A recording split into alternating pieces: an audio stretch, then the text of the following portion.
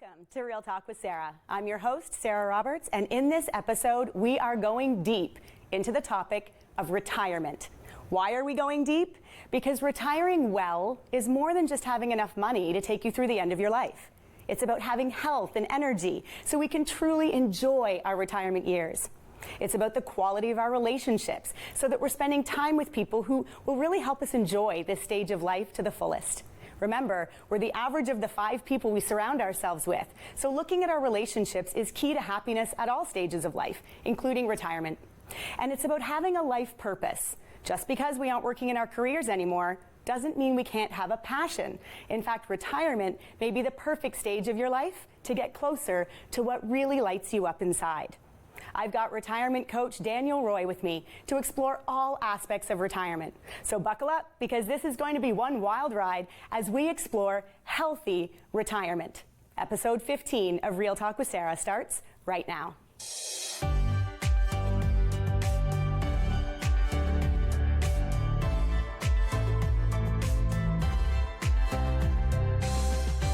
I am so looking forward to introducing you to my guest for this episode. I met Daniel Roy a few years ago now, and I was immediately drawn to him by his unique approach to retirement planning. While most financial advisors are focused, naturally, on the financial side of retirement, Daniel takes a more holistic view. And if you know me, by now you'll know that's always my favorite approach. Welcome, Daniel. You're welcome. Thank you for inviting me here. This is a great opportunity to share the message with the world. Oh my goodness, totally the world. We get to go live everywhere. We don't know who's watching from wherever, and it's an issue that sort of all of us can relate to. So what I want to do is, while we, in the intro I was saying that most people kind of focus on the financial side of things. Why was it that you decided to take this more holistic view to retirement? It's an interesting question, and I've been a financial planner for 32 years now, and in the early stages of my career, it was more transactional based, and then it moved into more planning with clients. And I'm going to say around 7 or 8 years ago, clients were engaging me with questions that had absolutely nothing to do with finances. And as we're going through their portfolio reviews, doing all their planning work for, yes, this thing called retirement, all these questions were popping up about relationships, life purpose, and I didn't have the skill set to be able to answer them properly as to, okay, this is what this means, this is what you need to focus on, these are the kinds of resources that you need to go find in order to help you with your planning work when it comes to a whole bunch of items that were non-financial. Yeah. So, that led me to do a deep dive into what retirement planning really involves, and did a lot of research. I became a certified retirement coach. So it's a life coach, but focusing specifically on retirement planning.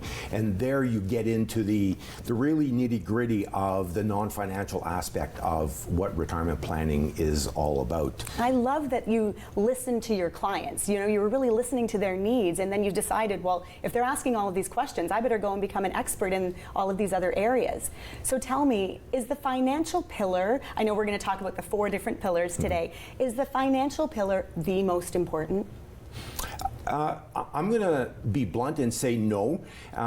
Finances is important. All 4 pillars are equally as important. Okay. So you need to have health and wellness, relationships, life purpose, and finances, all bunched in together, and all of them need to be in alignment when you're doing proper retirement planning. They're all important. Why start with finances? Because finances is the tool that's going to drive your income profile in retirement. So without that being in order, the rest of it might have issues down the road. So it's important to have a good financial structure, and we'll cover that in a few minutes. But all 4 pillars are, as far as I'm concerned, as equally important. I really appreciate that approach, because I do think that too many people put all their eggs into the financial basket when they're planning their retirement years, and then get to retirement. My father was one of them, and the money was there, but the life purpose wasn't there. The relationships were kind of struggling. Like all of these other areas where there hadn't been that focus the same way that the focus had been placed on the financial side. Sure. So I like that they're all equally weighted. You've written an amazing book. So The Essential Guide to Retirement Readiness. Amazing resource that people can pick up. Where can they find that? It's available online. There's a few bookstores here in Ottawa that have it. It's also available in some of the public libraries here in Ottawa. Fantastic. So you just go in, grab it, and just read it. And the book, the way it's designed, there's 24 mini chapters. So you've got, a chapter is about a page and a half. And the purpose is it's not like reading War and Peace, which is like 5,000 pages. The book is prescriptive. So you read the chapter and put the book down and reflect on what the message is there. Pick it up the next day or a few days later and read whatever else is going on. It's an easy read. It's written in plain English. Yes. I have demystified the language of finances, the language of life purpose, relationships, and health and wellness, so that people can really understand in plain English what all this means, because I live in a world where it gets very technical. You talk about the convexity of the yield curve. Well, what does that do? No one knows what that does. Unless you're a geek like me who can dissect that. We can do a show on that if you want. But the jargon, the acronyms that are used, sometimes it can be really overwhelming for people and intimidating. So you've taken all of the overwhelm and the intimidation factor out. Yes. That's amazing. Well, it's a great resource. Everyone needs to go and pick up their copy. So let's get started then. Let's dig in, because I know you've got a lot of tips for us, and we know TV goes fast. So let's start with the finances, that first pillar. What's the first thing we need to know? So the first thing that people need to do is gather up all their investments. People have this innate ability, especially when the markets are bad, to grab their statements and shove them away because they don't want to look at the reality of what their portfolios are doing. Okay, so that serves a purpose. You're ignoring reality. So first thing to do is to gather up all the evidence, lay it out on the table, and do an overview of where all your assets are, and also where all your liabilities are at the same time. So you're doing a net worth statement. Add up all your assets, and then you add up all your liabilities, your debt, and you get yourself a number. For the investments specifically, people need to know where their money is, what their money is doing, and what their money needs to do. Why is that important? Especially on the need to do. So a good financial planner will set your portfolio or your planning work on a glide path. And if that glide path is, I'll say, 7% rate of return that your assets need to generate over time in order for you to get to your destination, and your portfolio, once it's been analyzed, you're only getting a 5% rate of return on your assets, then there's a 2% gap there that's going to be a shortfall when we get to the destination, that thing called retirement. Now, is that 7%, is that across the board? Everyone should be looking for that, or that's, right, it's different so for everybody. Everybody has a specific number, yeah. and it all depends on your income profile, and that's one of the other points that we'll talk about in a minute, is your income profile. So we'll come back to that point when we get to that. All right. So gather up all the evidence and understand what's going on here in your TFSA, your RSPs, your RIFs, if you're there already, your real estate holdings. You have to understand if your properties are generating net positive income, or if they're carrying debt, when are they going to flip over from negative to positive cash flow? So, all of those things. Just getting a really good picture of your investment portfolio. Yes. Next one, budget. The budget, oh my God, the budget. I have clients in all categories of income do a budget. You need to understand where your money's going. So you need to get a grip on your non-discretionary spending, I call that the stuff that keeps the lights on in your house. So paying for all your mortgage, your rent, your car payments, all non-discretionary, the stuff that makes you stay alive. And then there's the non-discretionary. That's the travel.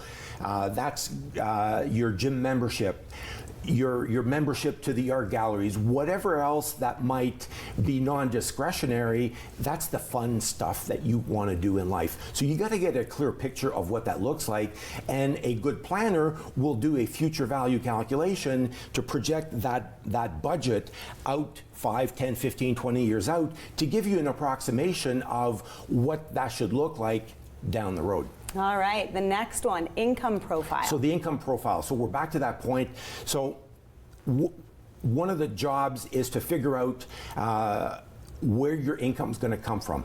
So not only do you need to understand what your assets need to do, but let's fast forward down the road to see what kind of income potential is going to come out of all of your assets. Not only your real estate, your investment portfolios, your pensions, CPP, old age security.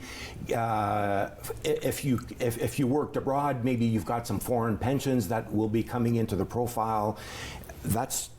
That needs to be clearly understood, and then we can do a future value calculation on that to get you into the ballpark of what your income profile is going to look like down the road. A good planner, this is not rocket scientist stuff. A good planner will be able to do that. Right.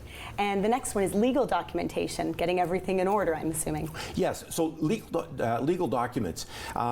Depending on your jurisdiction where you live, you need to contact your lawyer in that jurisdiction.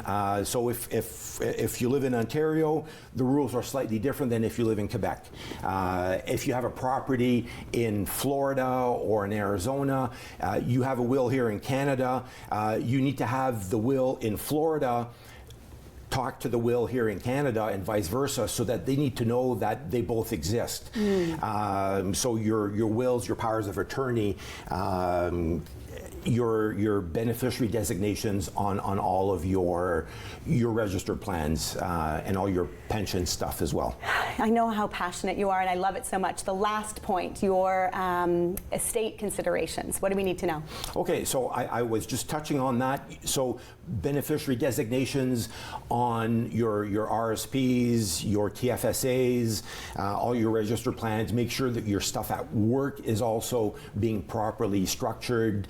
If you own a business, it might make sense to have your registered assets in segregated funds, which can bypass probate. So there's a lot of things that you can do with a good planner, your lawyer, and your accountant to structure your finances so that your estate will pass to your named beneficiaries with as little encroachment by taxation and by probate fees and whatever else gets thrown at you, so that your deemed beneficiaries can gain a lot of that money. And let's not forget some charitable giving that might form part of your wishes, your final wishes when you're reaching that stage of your life. And there are structures out there where you can keep on giving even though you're long gone. So amazing. I love your passion. It's incredible. When we come back, we'll talk about health and wellness in retirement. Back in a moment.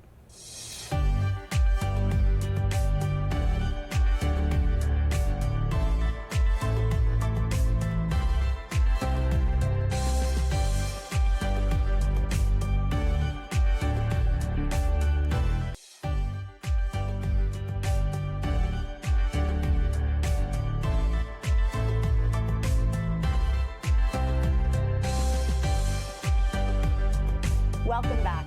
If you're just joining us, I've got Daniel Roy with me talking about healthy retirement. So Daniel, let's talk about what we need to know about being healthy and well. You know this is my passion. Yes. I don't want to just start thinking about, getting healthy when I'm in my 60s and looking to retire. I know it has to start happening earlier, but how does it play in to when people are planning their retirement? What are your thoughts on health and wellness? Okay, so you do all of this financial planning work to get to that thing called retirement, and your body can't carry you through that period of life. And demographic numbers tell us that if you retire at age 65, women will live till the mid to late 80s, men shortly less time period. So you've got 25 to 30 years that you're going to be in this thing called retirement. Yeah. Your body needs to carry you throughout that whole time period. Yeah. So it's critically important that you maintain a healthy body prior and during this thing called retirement. Totally. So the first thing that people need to do is to create a health team. So what is a health team? A health team is your family doctor who looks after a specific thing in the medical field. You've got your dentist, you've got your chiropractor, you've got your naturopath, you've got your massage therapist, you've got your gym guy, you've got your yoga teacher. Add whoever you want on your list to become part of your health team, because they all collectively have something good to share to the whole picture. They're specialists in their field, but they don't know everything about the whole thing. So how do we go about choosing, if we're going to choose massage versus chiropractic versus acupuncture? Do we just all get to kind of decide what we want to focus on? Listen to your body. Your body's going to tell you what you need. The first time I had a massage, it's like there was an awakening taking place inside of me going, okay, I need this. So, okay, we're going to add this to the list. Chiropractic, I've been getting regular adjustments since 1980. So it is part of my health routine. I go see my family doctor on a regular basis to make sure that all of those components are being looked after. So, listen to your body. Your body will tell you what you need. Yeah. Go out and be curious. Go out and explore different modalities that will help you form part of your health team. There's not one that is going to be the end-all and be-all. Collectively, they're all going to help you stay in perfect shape health-wise to get you to this thing called retirement and beyond. And I really like that approach, because it just reminds me that we just get to keep taking responsibility for our health every step of the way throughout our lives. And being able to retire well and to live long in a healthy body, it's so key. So tell me your thoughts on diet and exercise. Diet and exercise, well, it's part of this health team. So you need to again, if you're going to keep yourself alive for a long period of time, you need to nourish your body properly. Totally. So you need to exercise, and exercise, if you want to become Arnold Schwarzenegger when he was pumping iron, fill your boots, go for it. Exercise can be going for walks. I'm an avid walker now because that's what my body tells me I need to be doing. So that's exercise. So you go out for a brisk walk, 15, 20, 30 minutes, an hour, that's exercise. Go swim. I don't like swimming, doing lengths. For me, that's not me. I prefer to walk around. Find what resonates with you and do that. And as you get older, you might have to change your routine so that you can adapt to whatever it is. My wife's an aquafit teacher, and she focuses on the older segment of society, and they come to her classes in snowstorms, in bad weather, in nice weather, because it's become part of their routine to go out there and exercise, even though they're pushing 80 or 90. And it makes them feel so good. I mean, that's the thing. Yeah. It's also just, if we haven't been exercising for a long time, we don't just want to start all of a sudden this huge program like you're saying. Yeah. Parking farther away from the door at the grocery store, yes. taking a flight of stairs, stopping the elevator one flight before your destination. Yeah. Those types of small changes can make a big impact. Absolutely. And if you haven't exercised for a long time, please go see your doctor to make sure everything is okay. He might uncover, or she might uncover, things that you weren't feeling. So go get yourself checked out before you move on to a rigorous kind of an exercise program. And then diet. I mean, we don't eat food just for the health of our bodies, but also our brains. And I know they're not separate. I talk about that a lot, but we often want to separate the brain from the body. And so diet is so important, Yes. right? For our physical health, for our mental health, our emotional health. Tell me your thoughts on the brain. The brain. So the brain is probably the most under-respected organ of our body. Well said. We do not nurture it properly. We don't treat it properly. Whatever we eat and ingest in our body goes all over the place. Yeah. So we need to fuel this thing properly. And I'm not the expert on what proper nutrition is for the brain, but you go on the internet and you can find healthy brain food, healthy brain exercises, so that you can keep this gray matter alive. But the most simplest thing you can do is drink water. The minute you have a 10% decrease in water content in your body, it impacts your brain immediately. So keep yourself hydrated. It's going to help your brain. Even just a 2% drop, they're saying, can really affect our brains, our cognition, brain fog starts to ensue. Waterminder is a great app that I recommend to so many of my students, so I'll say that. So Waterminder is a great app. Yeah. It's free on Android and $6.99 on Apple. Yeah. All right, what's the next one? Sleep and recovery. Sleep. So people underestimate sleep. So the studies by all of these great universities around the world are proving that the body, when it is in deep REM sleep, when you wake up in the morning, you go, where have I been all night? Your body needs to recover. It needs to regenerate. It's part of your normal process of your circadian cycle to regenerate. Humans are unique to that, so we need 6 to 8 hours of uninterrupted sleep in order to do the cell repair work, do the nervous system repair work, get your brain to relax, get into a completely different vibration. During the day, we absorb a lot of negative energy, a lot of positive energy. At the end of the day, you need to release that and let your body repair while you are asleep. So mattresses last 10 to 15 years. After 15 years, get rid of it, get a new one. Spend the money on a good mattress. So important. Such a good point that I think a lot of people they buy the one really expensive king size bed and they have it like it's the marital bed and it's still in the bedroom 30 years later.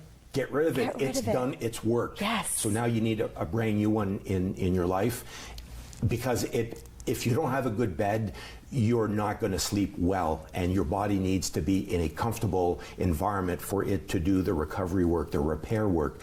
Your whole body, your brain, right down to your toes. Yeah, So sleep cannot be, overstated, for sure, the importance of it. Pillows, too, Pillows. I think are really, Yeah. A lot of people, again, sleep on that same pillow they've had for 30 years. Yes. It's like this thin. Yes. What's the next one? GREAT. What's that acronym? GREAT is an acronym that stands for getting really excited about today. Okay. I ran across that a number of years ago. I have no idea who created that acronym. Whoever it is, kudos to you for doing that, because it sort of encompasses what health is all about. So you have to wake up in the morning and feel great about starting your day, getting energized. Not every day is going to be like that. We all have ups and downs, but generally you need to have a good, positive mental attitude towards life before, during, and after retirement. So, just adopt a more positive attitude towards life, and that's going to carry you forward into this thing called retirement. And yes, it's going to help you while you're at work. People are going to look at you going, what's wrong with him? Why is he bouncing around so much? And people are going to feed off that energy. So you need to have that energy throughout your whole life. Absolutely. When we come back, we're going to dig into the role of relationships in retirement. Back in a moment.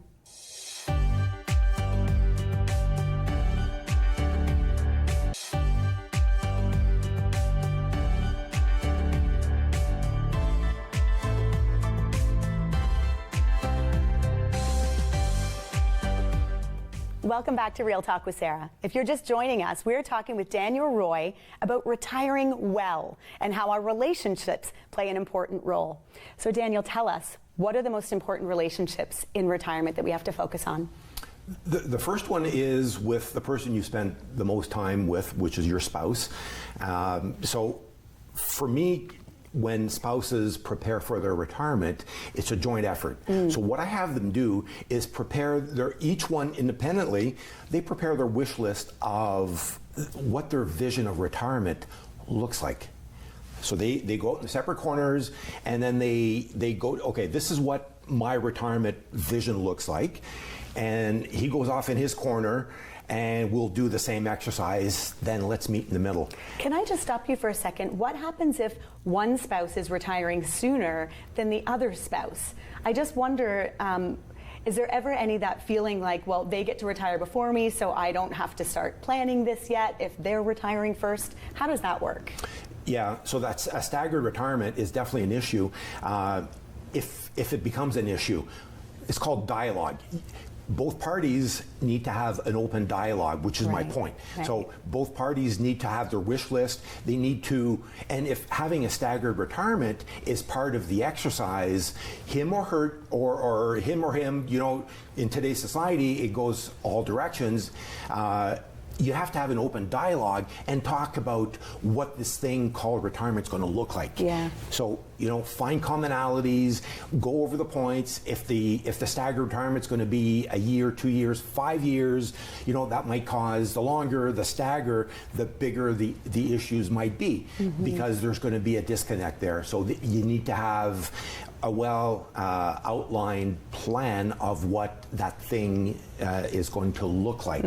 So you need to have dialogue and be open about what your wishes are. You know, if she doesn't like scuba diving and he loves scuba diving, you know, that might be an issue. But if she loves spending time on a beach, reading books and relaxing, being a sun goddess, why don't you find destinations where he can go scuba diving during the day and she can be a sun goddess during the day, and at night you connect for dinner and you talk about your daily experiences.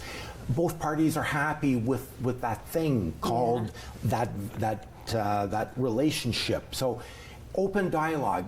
You know, it pains me when people don't talk about their visions, and that's where conflict comes in.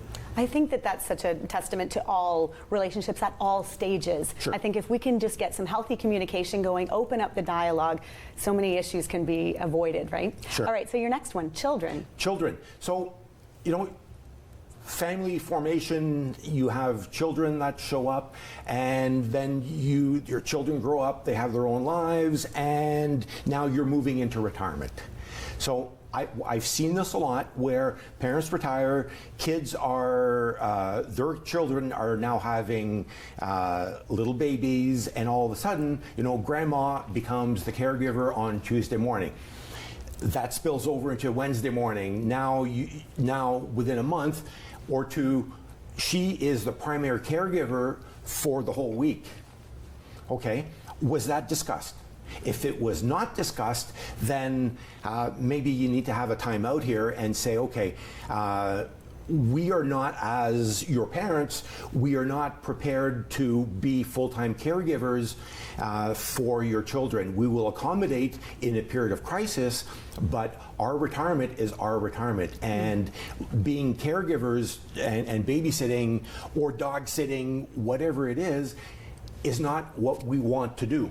So you need to communicate that to your kids to let them know what your vision of retirement is all about, so that everybody's on the same page. I think that's such a responsible and mature approach. I feel like when you were saying that the spouses need to sit down and look at their goals and visions for retirement, it'd be great to bring the children in too after that's been done, and to just show them this is our vision of it. And taking care of your kids, our grandkids, is part of it, but it's not the whole thing. That's not, you know, we're happy to help out on Tuesday mornings, but not extending it. That's brilliant. In February, we're going to be in Spain. Yes. So you need to find caregiving during the month of February, and that might spill over into March, where we're going to be in Portugal, or we're going to be someplace. Yeah. So, you know, you need to have an open dialogue about that. and set those healthy boundaries. Yes. Yeah.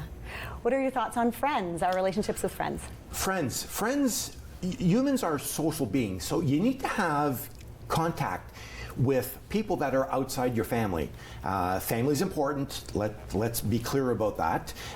You can't choose your family, but you can certainly choose your friends. So you need to have a posse of peeps that you can relate to, that you can be absolutely crazy with. You're like the coolest retirement coach ever, a posse of peeps. Yeah, and it doesn't matter the age. Yeah. You can be 80 years old, but if you've been hanging around with that same group of crazy women since you were in high school, and you get together and you do the craziest things, if that nourishes you, do it. Yeah. Same with guys.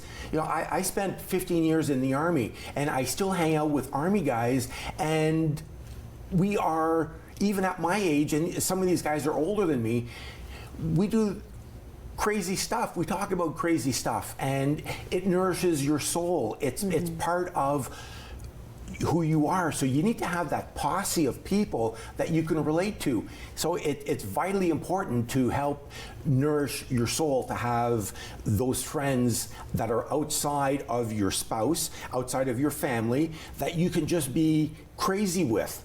Yeah. Whatever that means. Yeah, whatever crazy means to you. And I feel like it's, we can also meet new people. Like, I wonder if there are a lot of people in retirement that they really want to sort of shift out of that old persona. Maybe they're not as fulfilled in their life with those relationships. And it's an opportunity at a stage in life where you've got some more time that you might want to be willing to maybe learn new things, like learn photography. You've got some time to do that. Yeah. So I know we're going to get into life purpose, but Yeah. and maybe you meet a new group of friends that way that are lighting your passion. So I think that it's having kind of common goals at that stage of life with people that are going to keep us lit up and pull us up rather than drag us down. Absolutely. Yeah. You said it well. Better than I can. Yeah, yeah, hardly. All right, let's talk about our coworkers. Once we're retiring, we're not going to be seeing those people every day anymore. Yeah, exactly. So retiring away from work, if you work a 9-to-5 job, and you spent 30 years with those people, you sort of grown an affinity circle around them. But you have to ask yourself, once you leave work, what kind of deep, meaningful relationships have you developed with them? And and this is not a good or bad answer, it is what it is. And if you have developed a really deep, meaningful relationships where they have become part of your really inner circle of friends, that's wonderful. If they haven't, then maybe you're going to still miss them once you leave work. Because if you retire and they're still working, well, on Wednesday morning, you can't just call them up and say, Tony, can we go for coffee? They're still working. So, maybe that relationship is needs to be mended. If you were a fireman, if you were an Army guy like me, if you were a police officer, there are some natural affinity groups where that relationship carries on after work. So depending on where you worked and what kind of work you did, you might find that being part of that affinity group will help you in nurturing your existence, because some people have a hard time with their identity once they leave work. What's a retired fighter pilot? If you're hanging out with other retired fire pilots, you can talk about being inverted, pulling 3 Gs.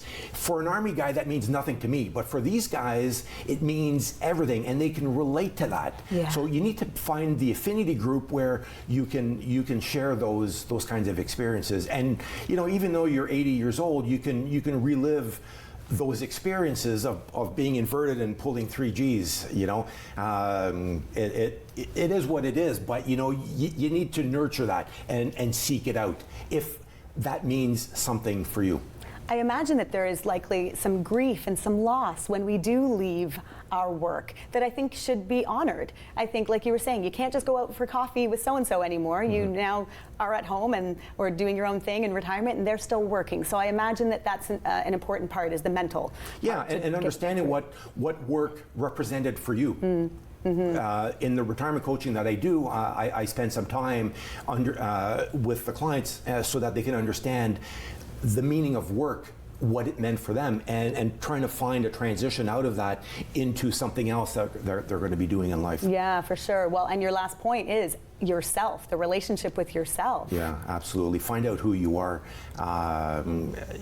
The minute you leave and work, you say that, right? Find out who you are. I mean, it's like we're trying to figure that out from whatever age we finally kind of awaken a little bit. It's a big deal trying to find out who we are. Yeah, and the biggest thing that people will find when they retire is, and I'll use the example of a teacher. And a teacher will retire in June and September. That's when it hits, because they're not going back to their school. They're going to find a lot of alone time.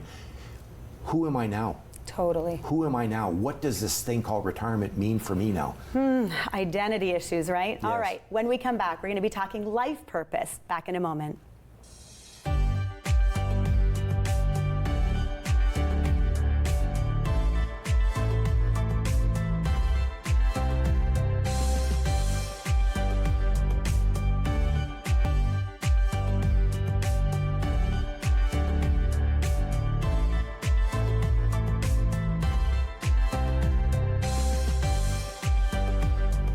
If you're just joining us, I have Daniel Roy with me to share how having a life purpose is a key element to a healthy and happy retirement.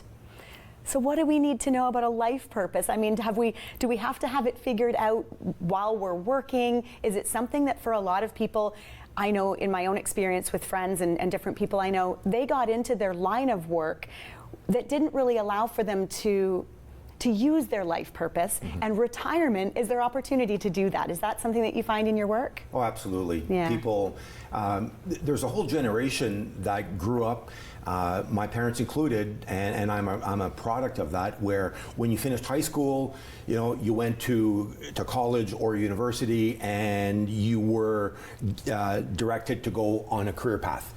And then there's family formation, you get married, kids, you go down that traditional kind of a vision. Well, what happens in that is people forget to really live their dream, which is something that today's generation are radically different than we are, and they are living their dream. So what was inspiring you when you were 12 or 14 years old, what did you have in mind as being your dream of life? What kind of work did you want to do?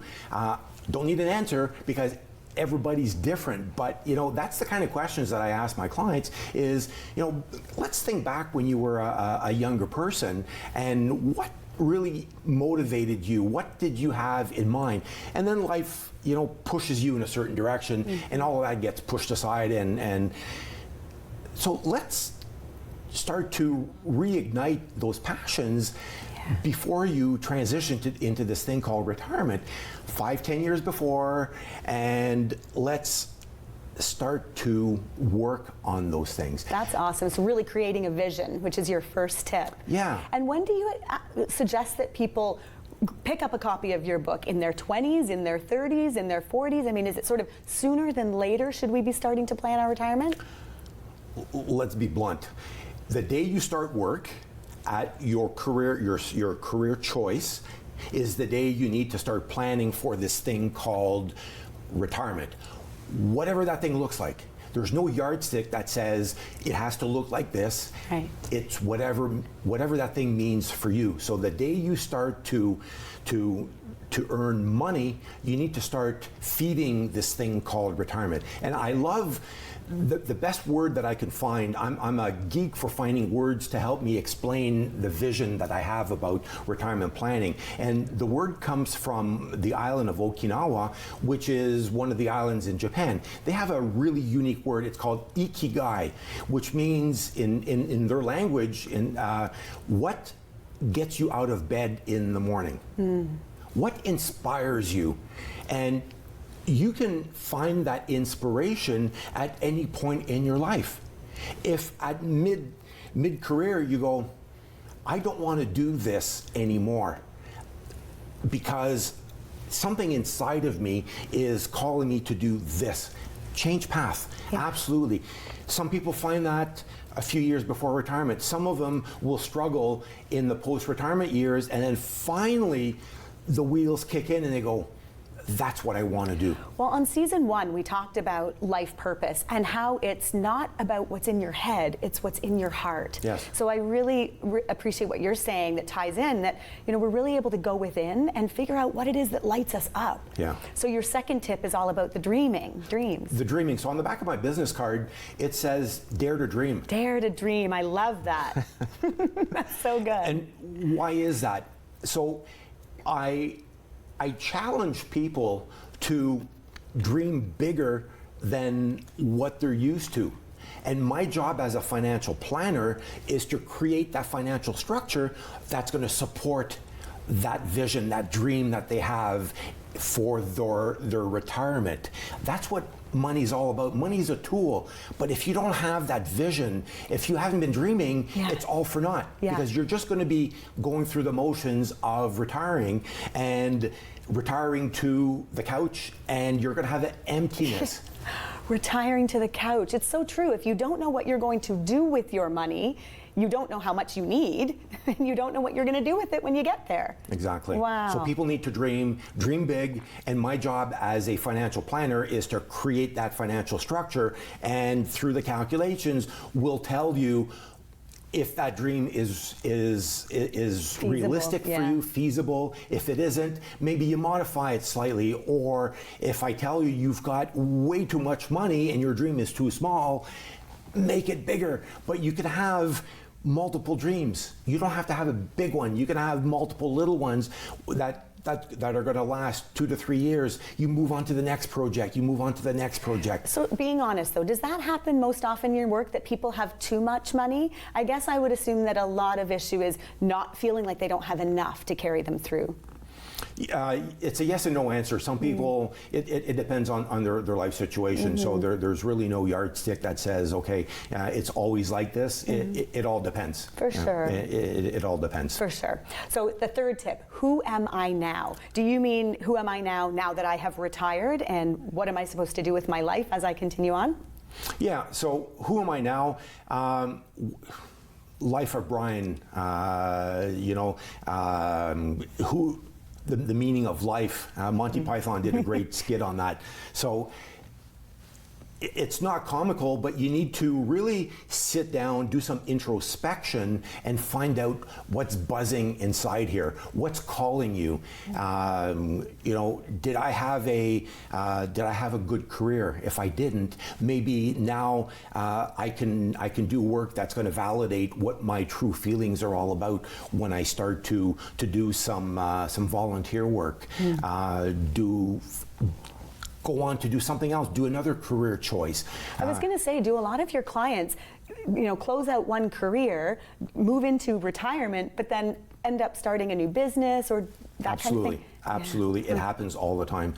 People do that, and it's not right or wrong. It's calling them, so they have more to give. And if you retire at 65 or 60, you're going to be out there for 30 years. You're still young. You're still young. You've got that energy to give to society. Don't waste that energy. Go out and do something with that energy and do something meaningful, not for society, but for yourself. And in the process, what you're doing for yourself is going to be meaningful as well for society, because people are going to benefit from that. I really appreciate that approach. I think a lot of people, my father, when he retired, he sort of talked about retiring to Vancouver Island, going golfing every day, whale watching. You don't do that every day. Some guys can golf 7 days a week. My dad didn't. And I feel like he really struggled with that purpose, with trying to find ways to still find meaning when you're not going to work every day, because that really can become a huge part of people's identity. Yes. Their work becomes their identity. Sure. And so I think what you're saying is really going back into who am I really and what lights me up inside, and Yes. being able to take this opportunity where we've got maybe 10, 20, 30 years to explore it as fully as we want to. Sure. Go back to school, do an undergrad degree or do a master's program just for the hell of it. Wow. Become a minister. You know, if you want to be ordained in the Anglican Church, as an example, if that feeds your passion, go for it, go do it. Yeah. There's no right or wrong answer, but you need to have that excitement inside of you, and it's got to be a burning desire, and just go out and do it. Like that acronym GREAT, like really getting up every day feeling excited about your life. Yes. I think this is such an interesting conversation. We could have this at each stage of our lives, keep revisiting this sort of blueprint that you're laying out for us, making sure that at each stage we're feeling like we're fulfilled and doing things we enjoy and creating meaning in our own lives and in the lives of others. I really love it. Sure. What's your next tip? Max Flex. What does that mean? Max Flex. It's an old Army term that I picked up years ago, and it means, so when you're preparing for battle, you're going to have multiple plans, and sure enough, everybody starts going in the one direction, and the fog of war creates the fog where your plan goes awry. You need to be flexible. You need to be malleable. You need to be adaptable to the situations so that you can still reach your objectives. Translate that to your daily life, and life is not a bowl of cherries all the time. There's going to be events, there's going to be stuff that's going to happen to you, because we live in a human world where illness is going to show up, death is going to show up, stuff is going to just show up in your life. Does it take you down, and do you stay down forever? That's where the Max Flex concept comes in, where you need to bounce back from that. Go through the grieving process if that's what you need to do, but recognize that, get some help, find the suitable recovery mechanisms to get you back to where you need to go. Like the team that you might need. Team, So, yeah. Exactly. Yeah. Put all that together and then carry on. Don't stay there permanently. You need to be flexible, because it's going to be. Life is life, it is what it is. The one constant is change, right? Things are going to come up. And some other things might be more demanding on your emotional state than others. So be mindful of that and be flexible. All right, we have 30 seconds for the shift. The shift. So the shift, moving away from that drive to reach the top of the business ladder, to get the corner suite, and move away from that, because once you retire and you're pushing that cart at Costco, you look like everybody else in there. That's the shift that we all need to go through, is moving away from that ego-driven, life-demanding purpose and bringing it down a notch, a big notch, and going, okay, what does life mean to me now? Well, Daniel, I could talk to you forever about this. I wish we had more time. Thank you so much for being here. When we come back, my final thoughts. Back in a moment.